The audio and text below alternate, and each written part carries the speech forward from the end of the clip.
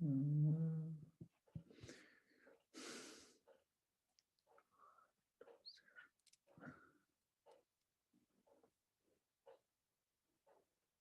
बात कर रहे पूजा।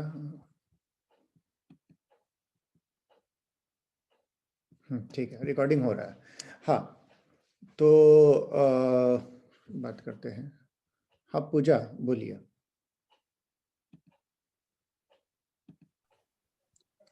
सर, पहला है कि किसी भी धर्म को मान सकते हैं, और दूसरा उस धर्म से जुड़ा कोई भी कार्य कर सकते हैं, मतलब जो भी उसका रूल्स है। और तीसरा कि धर्म के नाम पर जबरदस्ती चंदा वसूली नहीं कर सकते हैं। ये राइट नहीं है, ये तो लिमिटेशंस है ना। प्रोपगेट, सॉरी, प्रोफेस ऐसे लिखते हैं, प्रोफेस, प्रैक्टिस, ये एक, दो और तीन, and propagate. Profess, practice, propagate. Profess मानना, प्रैक्टिस उसका पालन करना, और प्रोपगेट उसको दूसरों को बताना। But it doesn't include conversion. Right to conversion is not a fundamental right. तो ये जो केस था हम लोग देखे थे, स्टेनलेस का केस था एक, उसमें आया था कि सुप्रीम कोर्ट ही बोली थी हमारे जो कॉन्स्टिट्यूशन बन रहा था, तो वल्लभ भाई पटेल का भी कहना था कि हम कन्वर्शन जो है उसको फंडामेंटल राइट नहीं मान सकते, और फोर्सफुल कन्वर्शन को तो कोई सवाल ही नहीं पैदा होता है। तो कन्वर्शन का वर्ड इसमें है नहीं। तो ठीक है, ये हमारा फर्स्ट आर्टिकल है जिसमें कि लोगों को किसी भी धर्म को मानने, उसका आचरण करने और उसको प्रचार करने, एग्जैक्ट वर्ड बोल रहे हैं। किसी धर्म को इसको ऐसे, इसका है अंतःकरण की स्वतंत्रता, किसी धर्म को मानने, उसका आचरण करने और उसका प्रचार करने की स्वतंत्रता है। और मजेदार बात है कि अच्छा, हमको क्यों बता सकता है कि ये जो राइट है ये केवल सिटीजन को है या नॉन सिटीजन को भी है?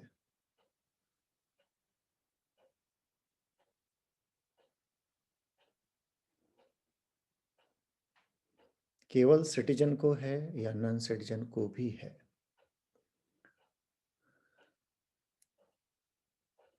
मीरा बोलिए। सर, नॉन सिटीजन को भी है। ठीक है, it is available to both citizens and non citizen. ये बड़ा बात है कि हमारे जो कॉन्स्टिट्यूशन मेकर्स थे वो काफी लिबरल साबित हुए इस मामले में। तो अब हमको जानना यह है कि ये तो ठीक है कि हम कोई भी धर्म को मान सकते हैं, उसको आचरण कर सकते हैं और उसका प्रचार कर सकते हैं। क्या इसमें कुछ लिमिटेशंस भी लिखा हुआ है? इसी कॉन्स्टिट्यूशन में कुछ लिमिटेशंस भी लिखा हुआ है क्या?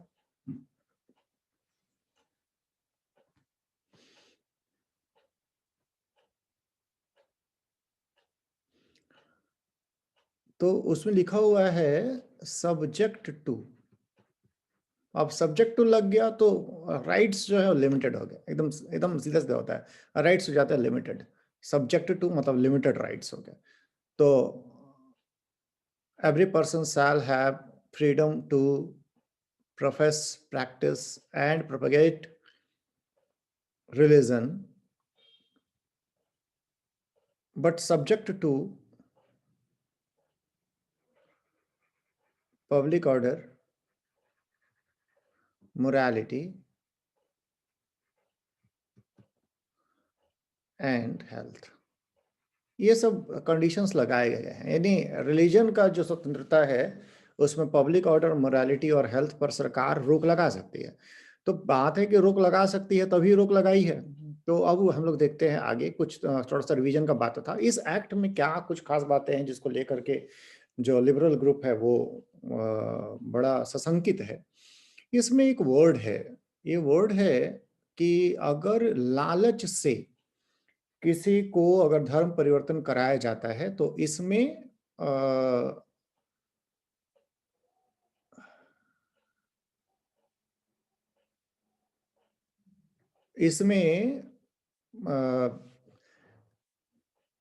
सजा होगा, लालच। और लालच का जो डिफिनीशन दिया गया है वो बड़ा बड़ा खतरनाक दिया गया है। खतरनाक में वो राइटर जैसा बोल रहा है कि जैसे एक आपको दिखा रहे हैं यहाँ पर कि अगर कोई कन्वर्शन होता है और उसको ये बोला जाता है कि अगर तुम कन्वर्ट नहीं करोगी तो तो अल्लाह नाराज हो जाएंगे या भगवान नाराज हो जाएंगे, या और अदरवाइज। अदरवाइज का मतलब हो गया और इसी तरह का कुछ।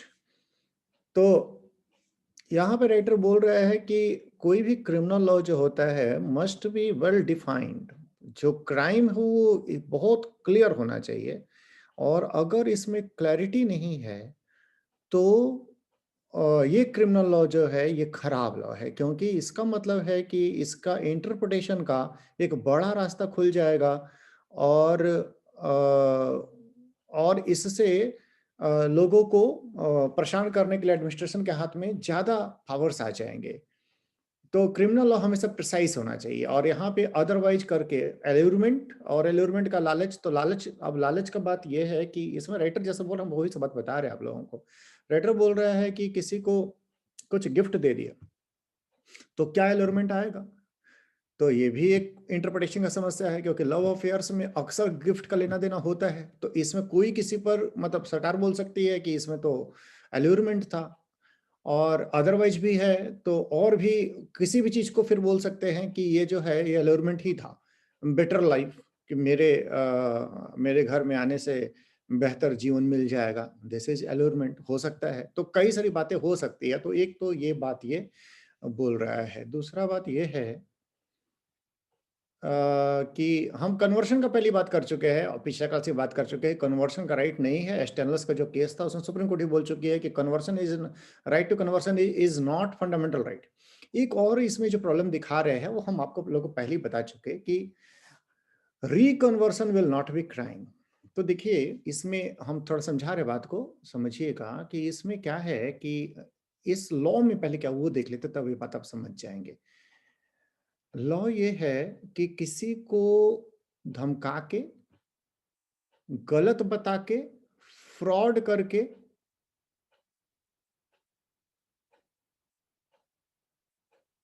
अगर कोई कन्वर्शन कराया जाता है,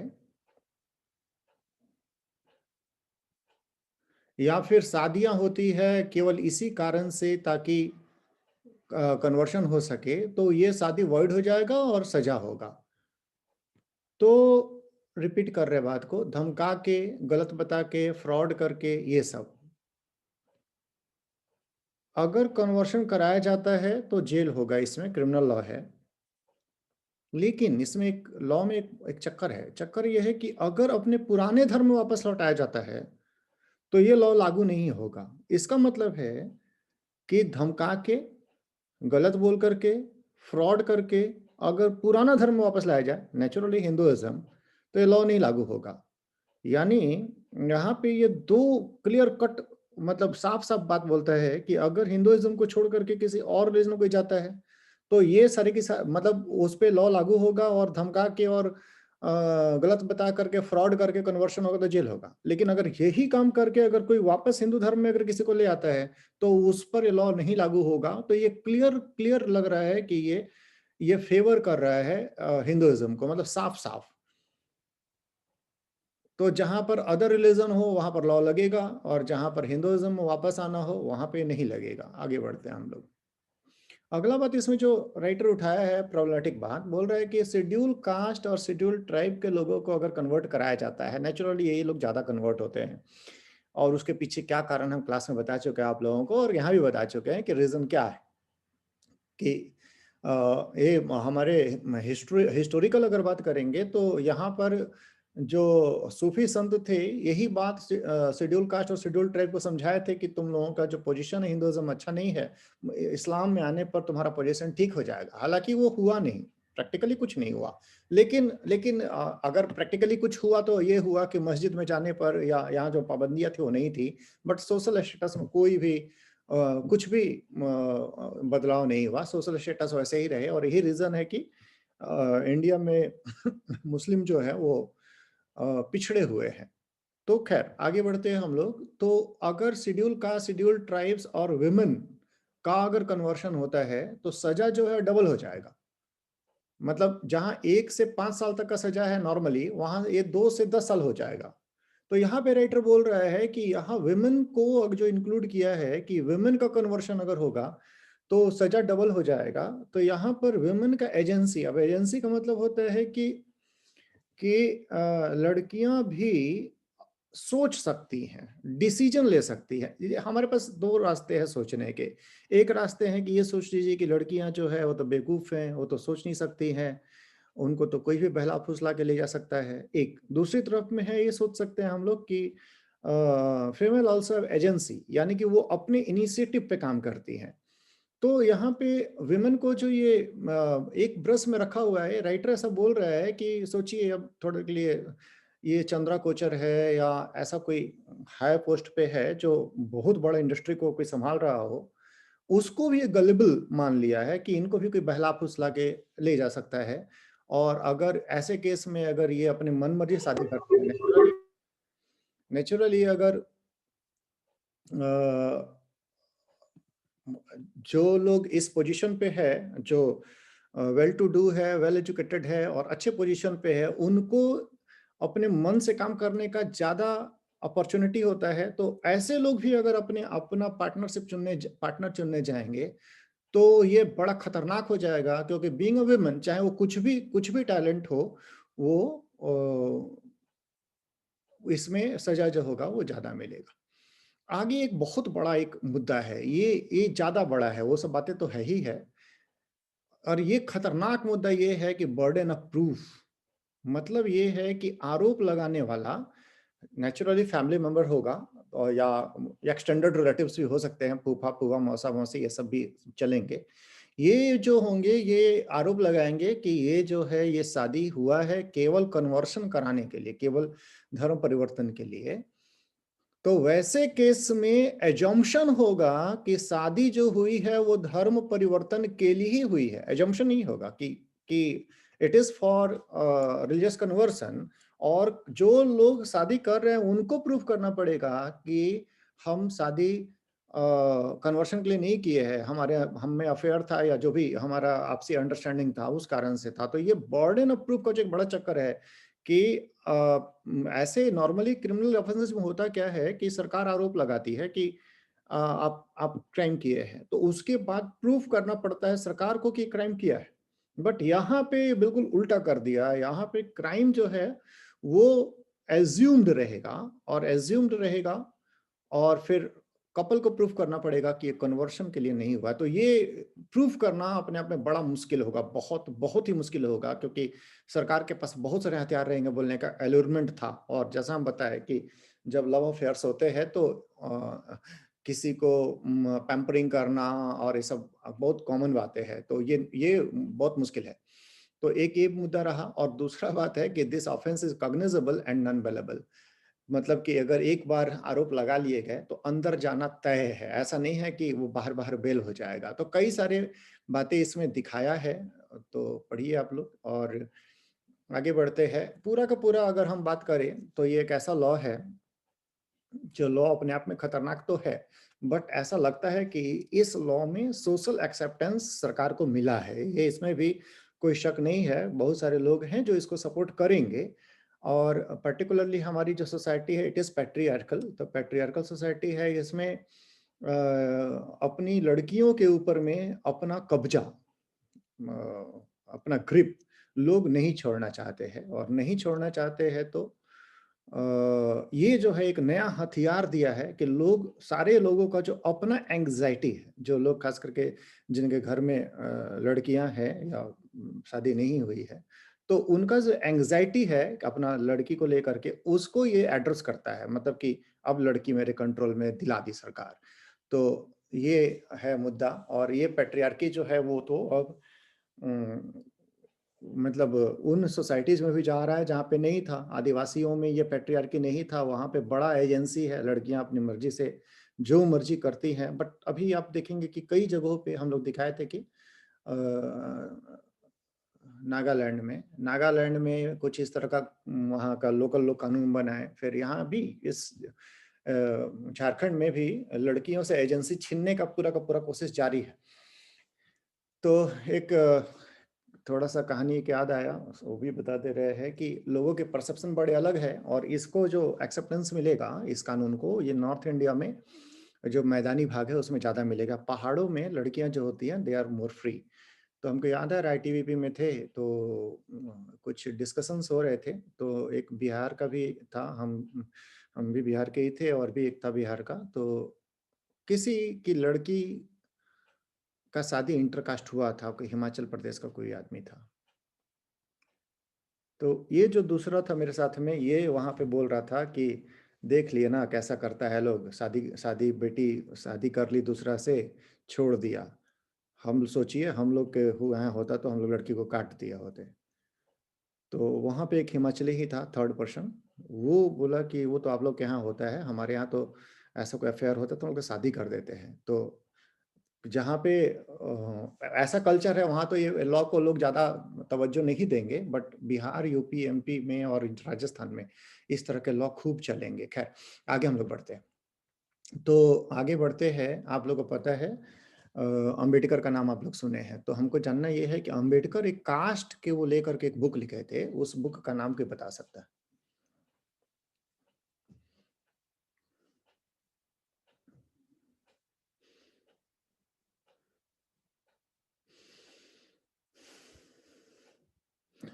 बोलिए ममता। The Annihilation of Caste. हाँ, द एनहिलेशन ऑफ कास्ट हम लोग बाद में बात करेंगे, अभी हम लोग धीरे धीरे करके आगे बढ़ ही रहे हैं ये में मॉडर्न इंडिया में। तो आप देखेंगे कि बाबा साहब अम्बेडकर का बहुत फेमस बुक था, this book is known as annihilation of caste. तो ये जो अम्बेडकर थे इनके थॉट्स बड़े मॉडर्न थे, बड़े मॉडर्न थे। अब गांधी को और इनको हम लोग कंपेयर भी करेंगे बाद में, तो गांधी जो थे कहीं कहीं पे आइडियलिस्ट हो जाते हैं और अंबेडकर जो है वो ज़्यादा मूरिंग जो उनका ज़मीन पे है और वो ज़मीन नहीं छोड़ते आसानी से, और तो उनको ज़्यादा कुछ बातें ज़्यादा क्लियर दिखती हैं अंबेडकर को। तो गांधी जहाँ गांव का इंडिया चाहते थे वहाँ पे अंबेडकर, ये सब याद रखिएगा, हम बोल रहे हैं तो ये ऐसा मत सोचिएगा कि बस तो यूं ही है। बातें एक एक सेंटेंस याद रखना पड़ेगा, क्वेश्चन पूछे जा सकते हैं। अंबेडकर जो भारत बनाना चाहते वो शहरों का भारत बनाना चाहते थे, क्योंकि उनको लगता था कि गांव जो है वो फ्यूडलिज्म और कास्टिज्म के देन है वहाँ पे। ये सारी की सारी बातें हैं। तो अ,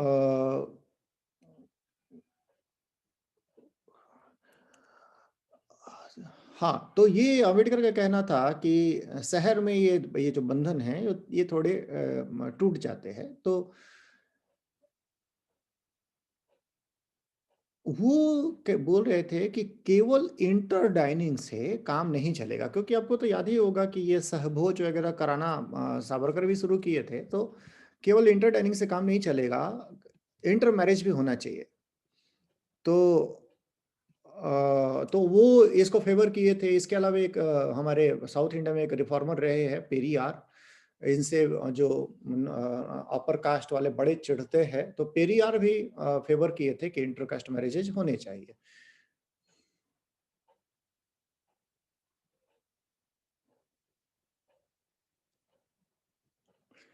चलिए हम लोग आगे बढ़ते हैं, काफी डिस्कशन कर लिए इस मुद्दे पर। आगे बढ़ते हैं हम लोग एनआरआई, नॉन रेजिडेंट इंडियन। तो नॉन रेजिडेंट इंडियन का अभी तक का जो लॉ है वोटिंग का, वो वोटिंग का लॉ ये है कि वो वोटिंग जो करते हैं वो वोटिंग करते हैं, उनको आना पड़ता है। तो दुनिया में सबसे बड़ा जो डायस्पोरा है अराउंड 1.5 करोड़, ये सबसे बड़ा जो डायस्पोरा है, ये डायस्पोरा इंडियन डायस्पोरा है according to UN, around 1.6 billion, sorry 16 million. तो ये करीब 1.5 करोड़ लोग जो है वो ऐसे, बट वोट देने कितने लोग आते हैं? ओनली 25,000। रजिस्टर्ड कितने हैं?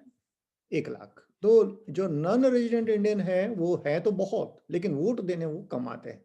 तो अभी हमारी इलेक्शन कमीशन जो है लॉ मिनिस्ट्री को वो एक प्रपोजल भेजी है कि इन लोगों को पोस्टल बैलेट से क्यों ना वोट करने दिया जाए। तो ये एक मुद्दा है कि एनआरआई को वोट करने दिया जाए पोस्टल बैलेट से। तो और भी ऑप्शन हो सकते थे, ऑनलाइन वोटिंग हो सकता था, बट ऑनलाइन वोटिंग का ऑप्शन जो है वो अच्छा नहीं है। आप लोग बता सकते हैं ऑनलाइन वोटिंग का ऑप्शन क्यों अच्छा नहीं है?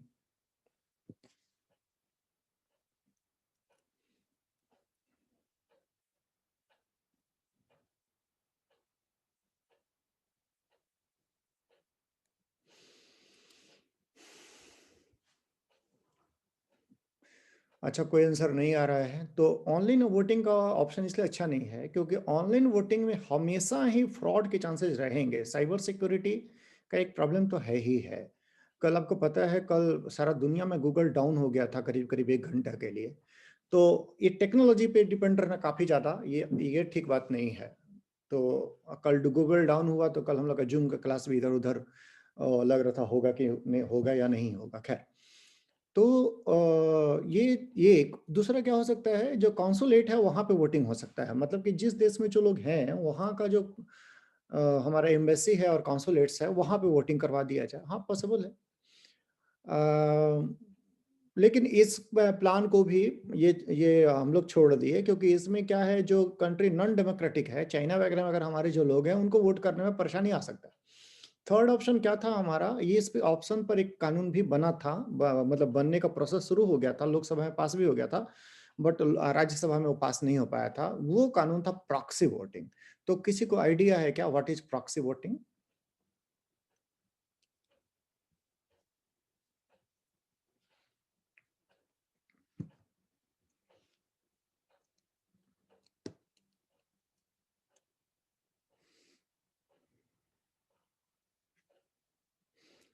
अच्छा, आप लोगों बहुत लोगों को नहीं पता है तो ध्यान से सुनिएगा, मतलब ऐसा बात दिमाग में रखिएगा। हाँ ममता बोलिए।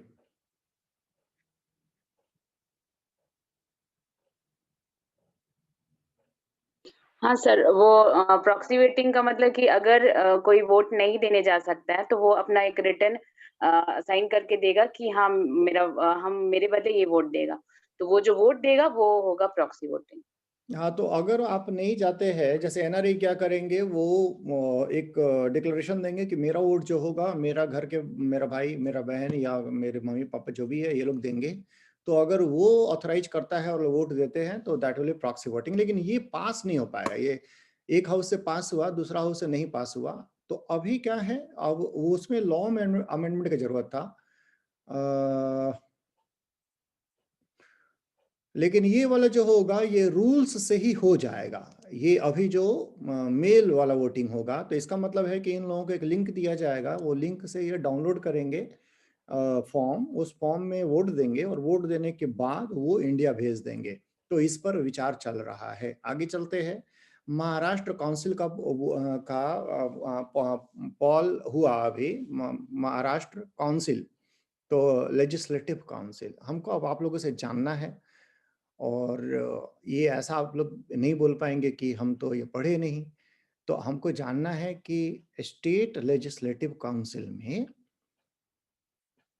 के वोट में कौन कौन वोट देते हैं।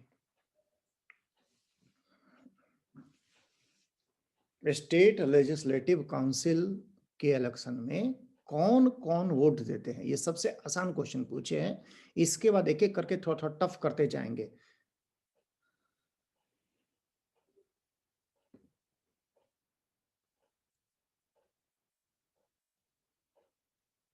एक ऐसा क्वेश्चन है जिसमें सबको पढ़ाए हैं हम,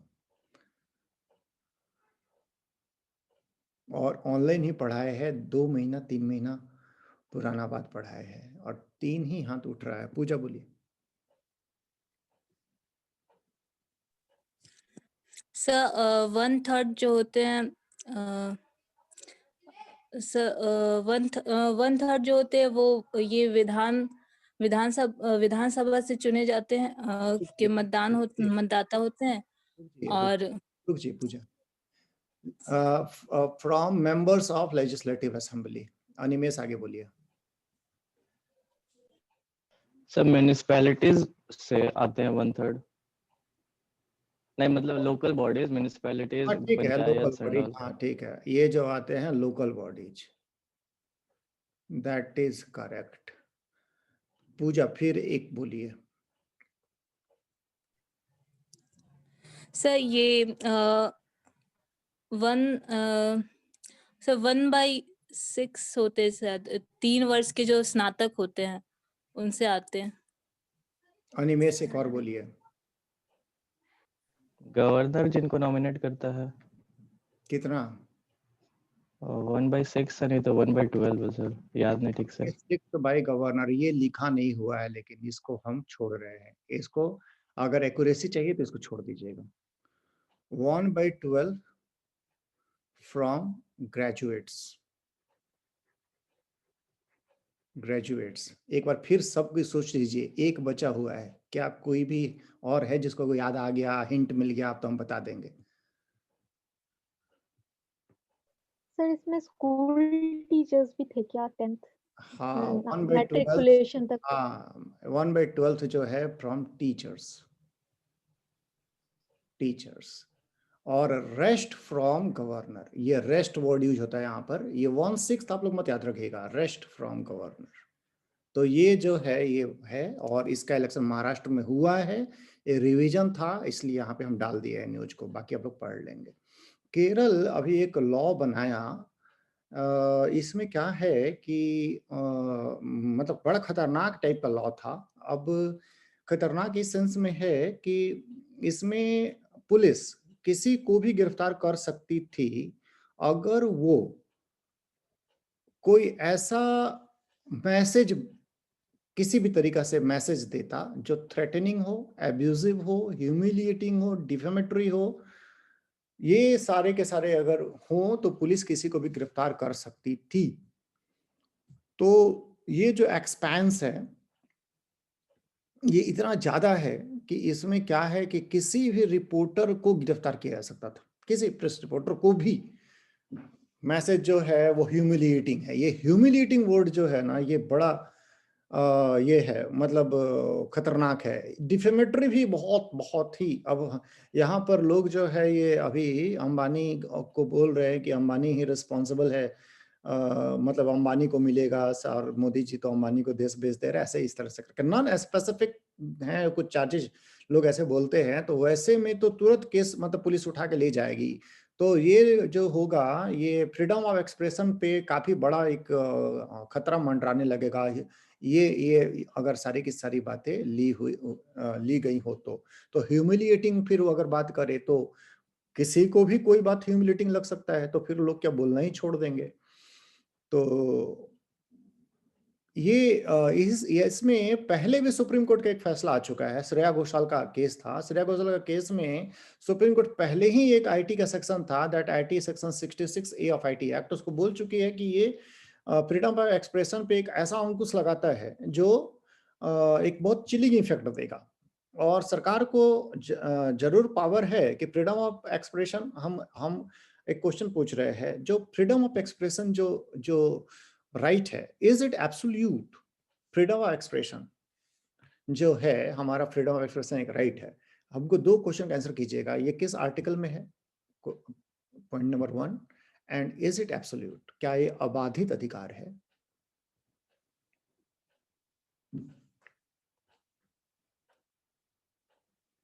स्मृति।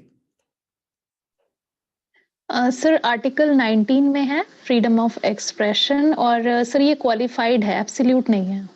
हम पहले ही बोल दिए थे कि इंडिया में कोई भी ऐसा राइट नहीं है जो ऑलमोस्ट कोई भी कि जो कि एब्सोल्यूट हो। सारे के सारे क्वालिफाइड ही है, लेकिन क्वालिफाइड हैं अगर। अब इसमें क्या है, अब इसमें क्वालिफिकेशंस है कि फॉर पब्लिक ऑर्डर सरकार फ्रीडम ऑफ एक्सप्रेशन पे रोक लगा सकती है। Public order, defamation, contempt of court, relationship foreign country, कई सारे फैक्टर्स है जिस पर रोक लगा सकती है। तो रोक लगा सकती है तो क्या वो हमेशा रोक लगा देगी? नहीं।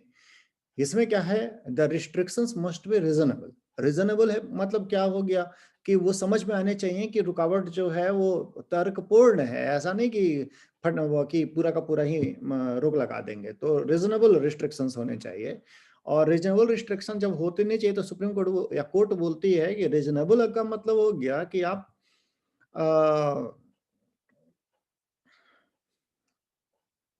आप एक बैलेंस स्ट्राइक कीजिए कि लोगों का फ्रीडम का एक्सप्रेशन भी रह जाए और जो आप पर्पस है आपका कि पब्लिक ऑर्डर वो भी सॉल्व हो जाए, दोनों में बैलेंस कीजिए, दैट इज रीजनेबलनेस।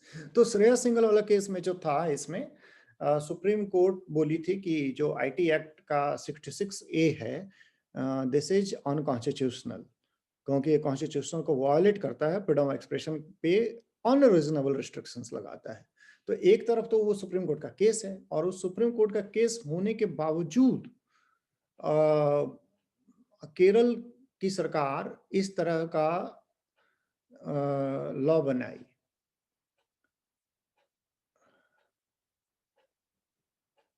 दूसरी बात क्या है कि सेंट्रल जो लॉ होता है, क्रिमिनल लॉ, आईपीसी,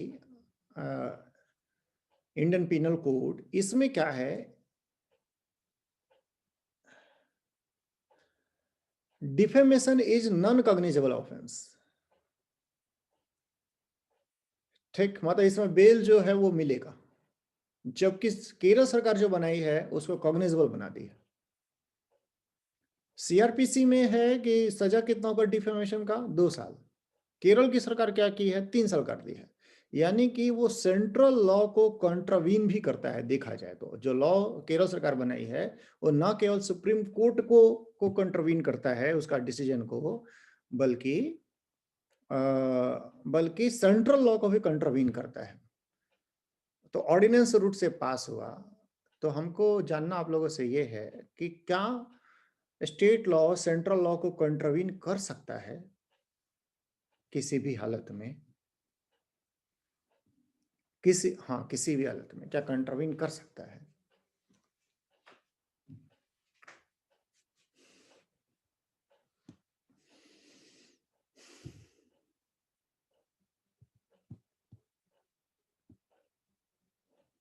क्वेश्चन तो आसान है, बहुत आसान है।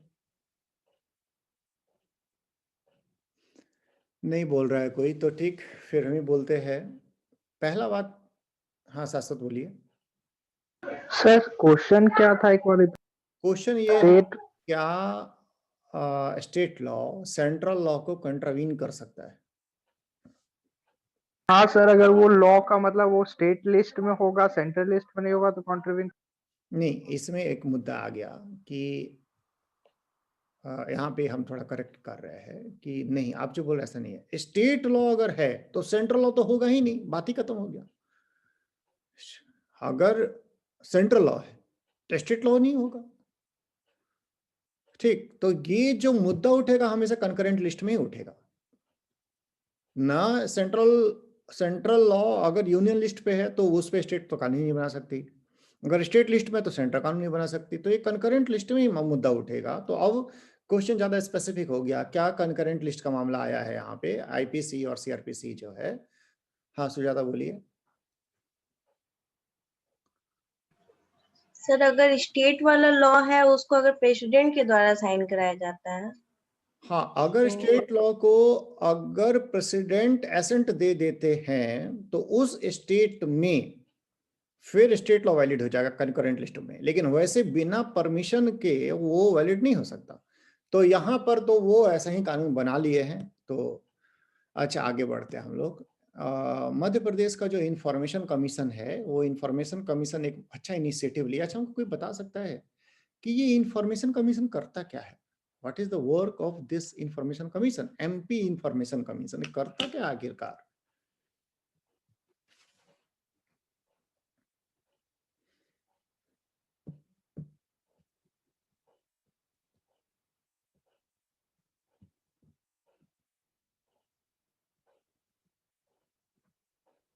पूजा बोलिए।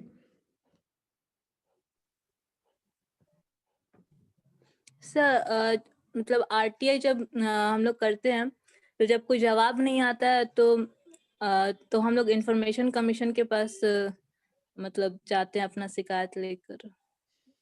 सही है।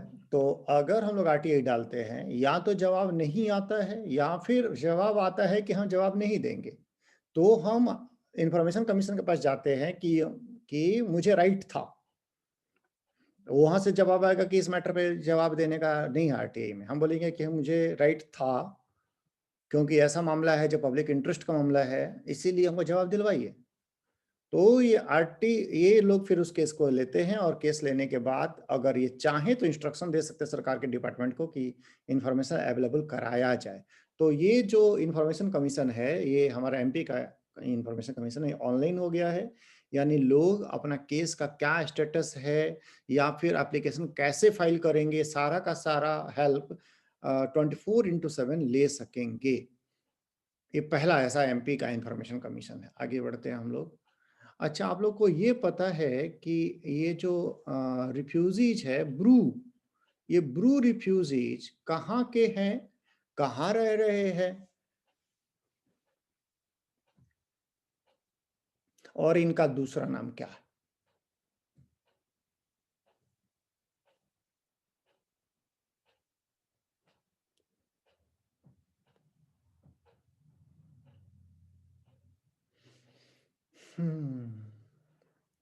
सुजाता बोलिए। सर ये ब्रू कम्युनिटी त्रिपुरा में के हैं और मिजोरम में रह रहे हैं, और दूसरा नाम नहीं पता। ममता बोलिए।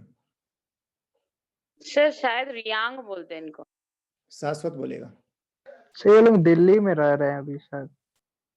अच्छा, ये रियांग वाला जो है ये बात सही हुआ, रियांग इज करेक्ट, लेकिन बाकी अभी आंसर नहीं आया है और दोनों को ये मौका नहीं देंगे। अभी कोई और कोई बोलना चाहेगा?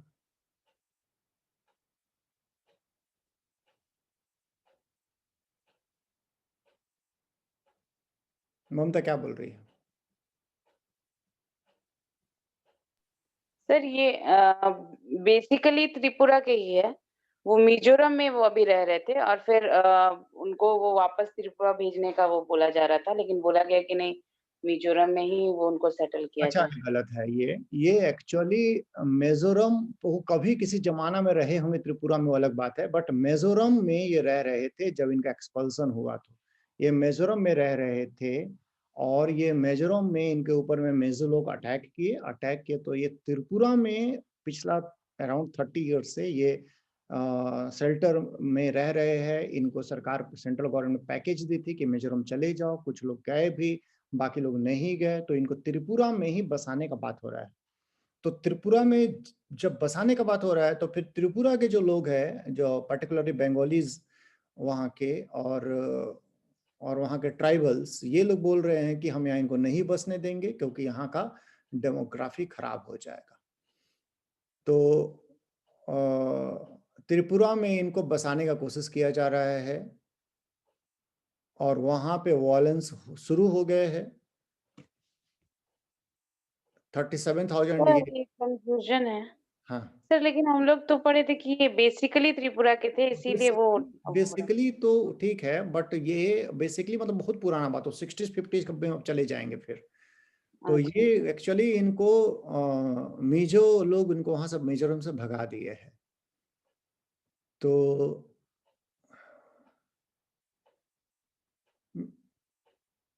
इवन त्रिपुरा के भी जो मिजो कम्युनिटी और बंगाली कम्युनिटी ये नहीं चाहते यहाँ पर रहे, तो वहाँ पे वायलेंट क्लासेस जो है ये शुरू हो गए हैं अभी उनको बसाने को लेकर के।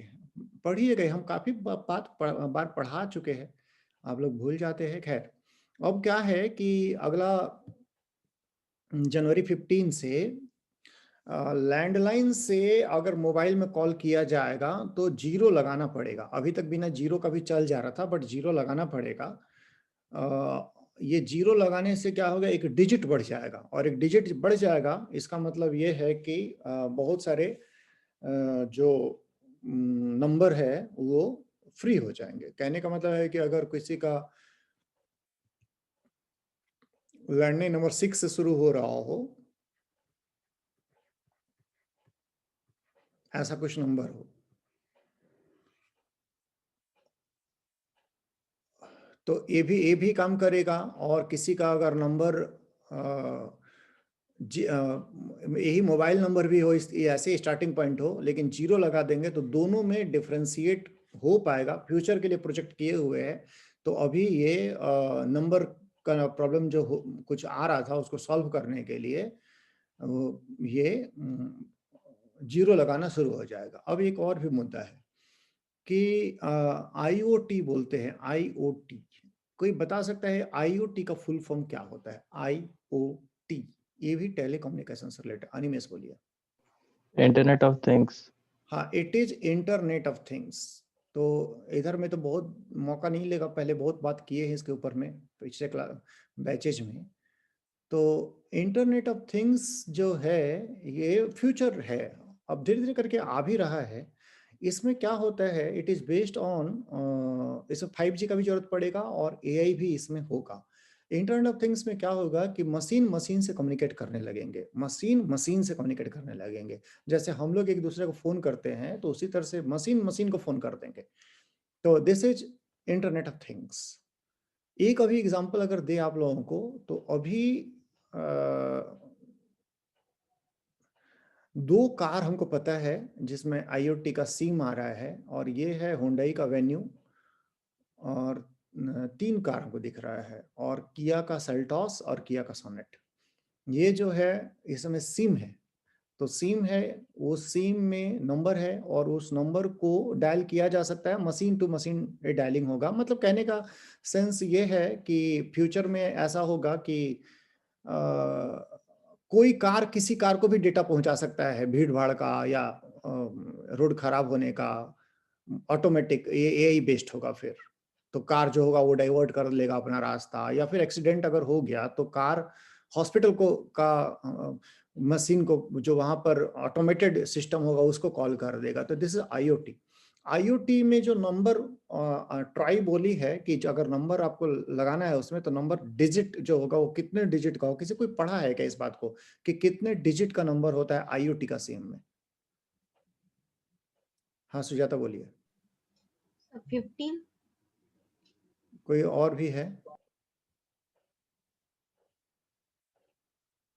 IoT में जो होता है दैट इज, हाँ ममता बोलिए। सर 10। नहीं 10 तो हम लोग का में होता है कि बराबर थोड़े होगा। ये जो होता है इट इज 13 डिजिट का जो नंबर होगा, ये मशीन टू मशीन जो होगा इसमें होगा। तो ये फ्यूचर का टेक्नोलॉजी है, ये आने वाला टाइम में अगला 5-7 साल में हम लोगों को ये दिखने लगेगा खूब। अभी कार में हम बताए थे कि 2-3 कार वैसा है जो इसमें कि सिम बेस्ड आ रहा है। तो ठीक है, तो ये भी पढ़ लिया हम लोग।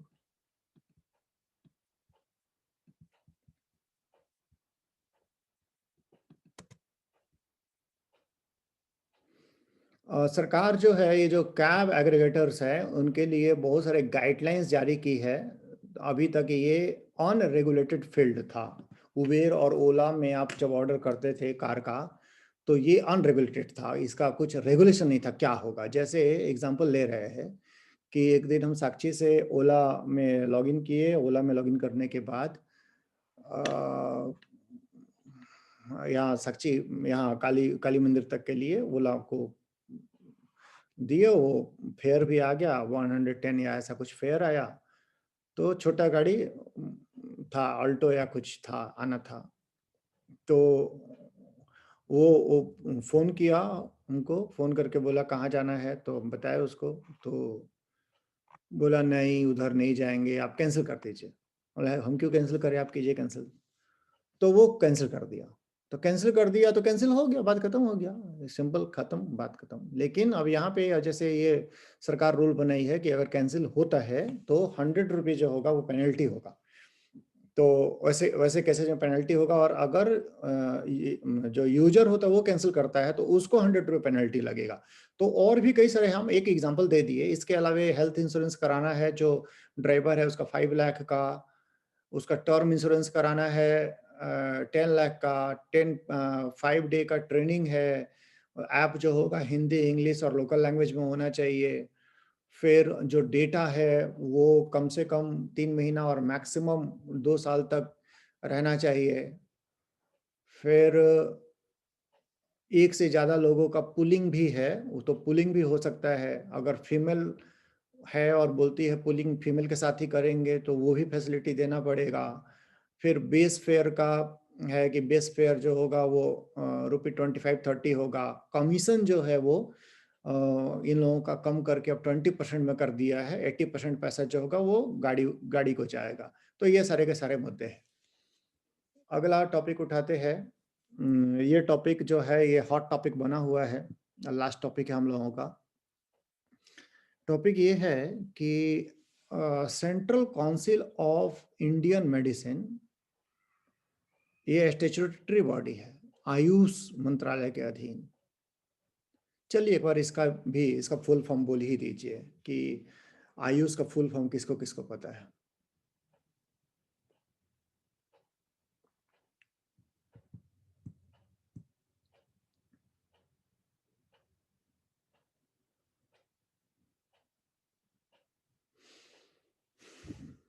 बोलिए भारती। ए का सर Ayurveda, hmm, Y yoga, hmm, U यूनान, हम्म। इसका सर नहीं याद आ रहा है, और एच का हेम्योपैथी। यू फॉर यूनानी, हाँ, और इसका नहीं याद आ रहा। अच्छा ठीक ठीक ठीक। शाश्वत अब केवल एस बचा। सर ऐसे सिद्ध होता है सर। सिद्ध सिद्ध, ठीक है। तो ये जो है ये स्टैट्यूटरी बॉडी है, ये अभी बहुत बड़ा न्यूज है, बता दे रही है आप लोग को, मतलब ध्यान में रखिएगा ये बात। एक गजट नोटिफिकेशन निकाली है ये बॉडी, उसमें बोली है कि जो आयुर्वेद के पोस्ट ग्रेजुएट डॉक्टर्स होंगे, ये डॉक्टर्स 58 टाइप के सर्जरी करेंगे, 58 टाइप ऑफ सर्जरी ऑपरेशंस। और एक तरफ सरकार और एक तरफ में IMA, इंडियन मेडिकल एसोसिएशन, ये लोग बोलते हैं it is an attempt at mixopathy. और ये लोग बोल रहे हैं कि पेशेंट का जान से खेला जा रहा है। मतलब दो पक्ष दिखा दिया आपको। एक तरफ पे सरकार जो बोल रही है आयुर्वेद के जो प्रैक्टिशनर है पोस्ट ग्रेजुएट, इन लोगों का भी ट्रेनिंग 7 साल का होता है, 4 years प्लस 3 years। तो ये जो है ये और NEET से ही इनका भी सिलेक्शन होता है। तो ये सरकार बोल रही है कि ये करेंगे ऑपरेशंस, और IMA वाले बोल रहे हैं कि it is attempt to mixopathy. वो लोग 11 तारीख को OPD बंद भी करवाए थे इसको लेकर के। तो मुद्दे क्या हैं, हम दोनों तरफ का थोड़ा थोड़ा बात कर दे रहे हैं। दोनों तरफ का नेगेटिव पहले बोल दे रहे हैं, दोनों साइड का। एक साइड है हमारी सरकार का क्लियर कट ओरिएंटेशन है कि हर चीज का इंडियन जो वर्जन है उसको प्रमोट किया जाए, भले वो उसका वैलिडिटी हो या ना हो, या कई बार वो मिथोलॉजिकल भी हो तो भी। तो ये तो एक मुद्दा है कि सरकार इन सब चीज़ों को मतलब प्रमोट करके, हम नेगेटिव चूंकि बोल रहे हैं इसलिए नेगेटिव पॉजिटिव साइड में आएंगे। तो वो जो है वो जैसे प्रधानमंत्री एक बार बोल चुके हैं कि शिव जी जो थे वो बहुत बड़े सर्जन थे, तो नहीं तो कैसे सिर रिप्लेस कर दिए। तो ये एक तरफ सरकार है जो एक खास सोच रखती है, और दूसरी तरफ में IMA वाले हैं जो बोल तो रहे हैं कि पेशेंट का क्या होगा, लेकिन एक्चुअली इनको ज्यादा चिंता है कि हमारा इनकम का क्या होगा। अगर ये लोग भी उनके हिसाब से, जैसा लैंग्वेज है, अगर ये लोग भी हाफ बेक्ड जैसे बोल रहे हैं, अध कचरा ज्ञान लेकर के और ऑपरेशन करने लगेंगे, तो पेशेंट का क्या होगा, उसका सेफ्टी का क्या होगा। बट रियलिटी ऐसा लगता है कि पेशेंट इंपॉर्टेंट नहीं लग रहा है कि इनका अपना पॉकेट का क्या होगा। हम इतना कमाते हैं तो ये खा जाएंगे बीच में। तो कारण क्यों? क्योंकि जब कभी वे नॉन साइंटिफिक बातें होती है, एक राइटर लिखा उस हिसाब से बोल रहा है, नॉन साइंटिफिक बात IMA वाले ही करते हैं, तो इसको क्रिटिसाइज नहीं किया जाता है। IMA का एक पुराना कोई मेंबर मतलब ऑफिस बिहेवियर, वो कोरोना के टाइम में राहु केतु शांत करा रहा था, तो उसको IMA क्रिटिसाइज नहीं की। अगर साइंस ही मैटर है तो फिर उसको भी क्रिटिसाइज करना चाहिए था, ठीक। तो वो क्रिटिसाइज नहीं किया। हम आप लोग एक बार बताए थे कि ऐसे जमशेदपुर में ऐसे गायनेकोलॉजिस्ट हैं जो लड़का कैसे होगा उसके लिए ज्योतिष के पास जाते हैं। तो है मुद्दा केवल ऐसा नहीं कि ये साइंस के लिए सारा का सारा आंदोलन हो रहा है, बट आंदोलन तो हो रहा है। तो अब हम लोग बढ़ते ही से काफी कुछ है, आप लोग खुद भी पढ़ के समझ में आ जाएगा कि मुद्दे क्या है। एक तो मुद्दा है वह पहले भी उठा था 19 में, उसमें उठा था कम्युनिटी हेल्थ प्रोवाइडर्स को लेकर के, कि सरकार बोली थी कि कुछ जो प्रैक्टिशनर्स है आयुर्वेद के या फिर ये जो BDMS वगैरह होते हैं, इनको कुछ ट्रेनिंग दे करके और इनको मॉडर्न मेडिसिन का प्रैक्टिस करने दिया जाएगा रूरल एरिया में। इनको बोला गया कम्युनिटी हेल्थ प्रोवाइडर्स। बहुत सारे देशों में ऐसा होता है कि क्योंकि डॉक्टर्स तो कम होते हैं ना, और डॉक्टर्स कम होते हैं, दूसरा बात कि गांव में सर्विस देना कोई नहीं चाहता है, तो कोई नहीं देना चाहता है तो सर्विस देगा कौन, तो देगा कौन। तो फिर ये जो लोग हैं जो एलोपैथ में ट्रेंड नहीं है, होम्योपैथ और आयुर्वेद में ट्रेंड है, इन लोगों को कुछ मॉडर्न मेडिसिन का अलग से ट्रेनिंग दे करके और इनको गांव में लगा दिया जाएगा और ये मेडिसिन का प्रैक्टिस करेंगे। इसका भी IMA वाले काफी विरोध किए थे। तो एक पहले भी इस तरह का कोशिश हुआ है। अब आता है कि आयुर्वेद का, आयुर्वेद को लेकर के एक बात सच है कि इंडिया का आयुर्वेद जो था, जिसे मॉडर्न मेडिसिन डेवलप नहीं हुआ था, मॉडर्न मेथड डेवलप नहीं हुए थे, इंडिया में आयुर्वेद था और इंडिया में आयुर्वेद क्योर करता भी था। और असर तो देखा जाए तो सारे के सारे मेडिकल सिस्टम के ही है, ऐसा नहीं है कि असर नहीं है, सारे के सारे मेडिकल सिस्टम का अपने असर है। खास करके अगर क्रोनिक डिजीज है, तो क्रोनिक डिजीज है तो आयुर्वेद जो है उसमें काम कर सकता है, जहाँ पे एलोपैथ हो सकता है नहीं भी करे। तो अस्थमा वगैरह में लोग ऐसा रिपोर्ट करते हैं कि आयुर्वेद काम करता है, योग भी काम कर जाता है, जहाँ पर कि मॉडर्न मेडिसिन ऑलमोस्ट फेल है। तो ठीक है, ये बातें हैं, लेकिन बात ये भी सही है कि नहीं, पहले उसको कंप्लीट करें। तो ये आप लोग तो पढ़ ही लिए होंगे कि आप लोग को पता होगा कि इंडिया में जो आयुर्वेद में सर्जरी उससे रिलेटेड जो प्रैक्टिशनर है, मतलब जो बुक है या जो पर्सन है फेमस, जो आयुर्वेद में सर्जरी के बारे में लिखा है, वो पर्सन कौन है जो आयुर्वेद में सर्जरी के बारे में लिखा है,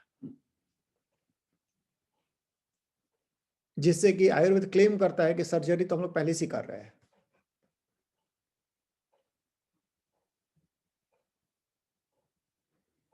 हाँ भारती बोलिए।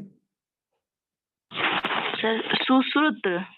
हाँ सुश्रुत, तो सुश्रुत जो है वो सुश्रुत संहिता में लिखा गया है सर्जरी के बारे में, और इसमें वो टूल्स भी हैं जिससे कि ऑपरेशंस होंगे। तो है, ऐसा नहीं है कि नहीं है। उसमें एक और ही बात लिखा हुआ है कि नाक टेढ़ा हो गया हो तो कैसे गला से मांस निकाल करके और नाक को सीधा कर देते हैं, मतलब प्लास्टिक सर्जरी के बारे में कुछ बातें हैं, बातें तो हैं। तो ठीक है, ये मतलब आयुर्वेद में होता था सर्जरी, और उसमें दो तरह के प्रोसीजर है, एक को बोलते हैं शल्य तंत्र और दूसरे को बोलते हैं शालक्य तंत्र। तो शल्य तंत्र में जनरल सर्जरी है और शालक्य तंत्र में आई, ईयर्स, नोज, थ्रोट और टीथ का सर्जरी है। ठीक है, सर्जरी तो था, बट लेकिन इससे ये नहीं होता है कि ये मॉडर्न मेडिसिन का मुकाबला कर सकता है। मॉडर्न मेडिसिन जो होता है उसमें रेंडमाइज्ड कंट्रोल ट्रायल होते हैं और ये काफी आगे निकल चुका है। ये पेशेंट का हैंडलिंग जो होता है बहुत ही साइंटिफिक तरीके से होता है। तो हाँ, तो दोनों में अपने डिफरेंसेज है। दूसरी बात यह है कि हाँ, इनको ट्रेनिंग दे करके करा सकते हैं, हाँ करा सकते हैं, लेकिन एक प्रॉब्लम यहाँ भी है, ट्रेनिंग दे करके अगर आयुर्वेद वालों को कराएंगे और बॉडी का सिस्टम का अगर वैसा साइंटिफिक नॉलेज नहीं होगा, तो अगर कुछ अनएक्सपेक्टेड हो जाए तो एक देखिए, मैकेनिक और इंजीनियर में फर्क है। मैकेनिक वो सब काम कर सकता है जो इंजीनियर कर सकता है, लेकिन अगर कुछ अनएक्सपेक्टेड हो जाए तो इंजीनियर हैंडल कर सकता है। तो ये यहाँ पे जो डिफरेंसेज है, तो ये ऐसा, चूंकि आयुर्वेद वाले भी सर्जरी सीखते हैं जरूर, लेकिन वो मॉडर्न प्रैक्टिशनर के एज अ हेल्पर के रूप में सीखते हैं। तो वहां तक क्या एक्सपर्टीज हो पाएगा, जहाँ की इनको 58 प्रोसीजर्स में अपेंडिक्स का भी ऑपरेशन करने का परमिशन दिया है, तो क्या उतना एक्सपर्टीज हो जाएगा कि वो ऑपरेशन कर पाएंगे? इसको लेकर के क्वेश्चंस उठे हैं। ये अभी मुद्दा अगला बार भी आएगा, ये मुद्दा रुकेगा नहीं अभी।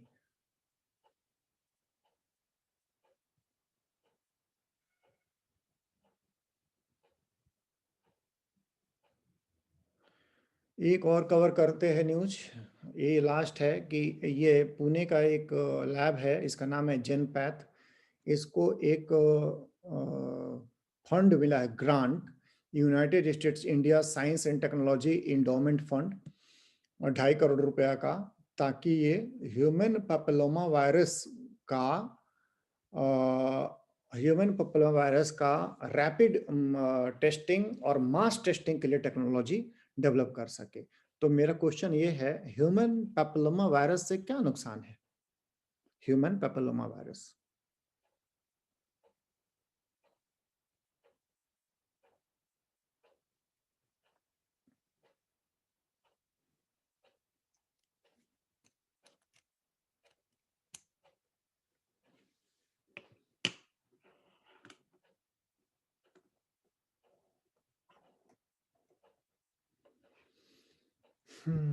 बोलिए ममता। सर उससे सर्विकल कैंसर होता है। इससे जो होता है सर्वाइकल कैंसर होता है, फीमेल्स का सेकंड मोस्ट कॉमन कैंसर।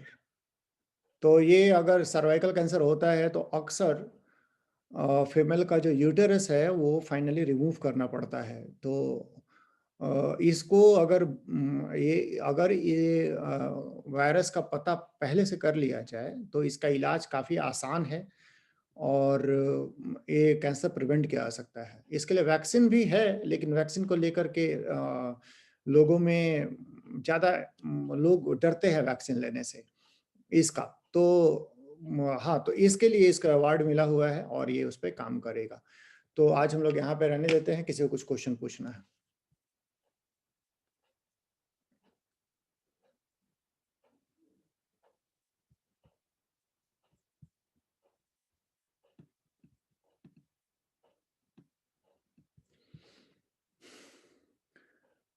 तो क्वेश्चन नहीं पूछना है तो फिर क्लास क्लोज करते हैं।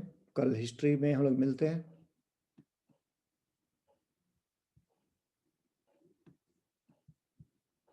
Thank you, sir. Thank you sir.